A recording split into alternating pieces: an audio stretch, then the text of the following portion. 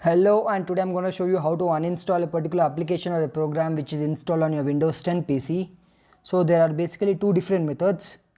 The first step, you need to search for the particular application which you want to uninstall in the search bar below.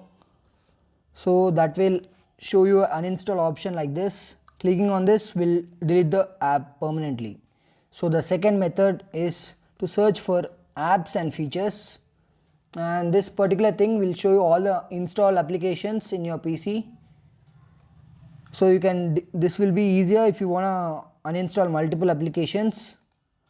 You can directly select them and uninstall, or you can search for the particular application which you want to uninstall, and clicking on this uninstall will remove all the related data and the app.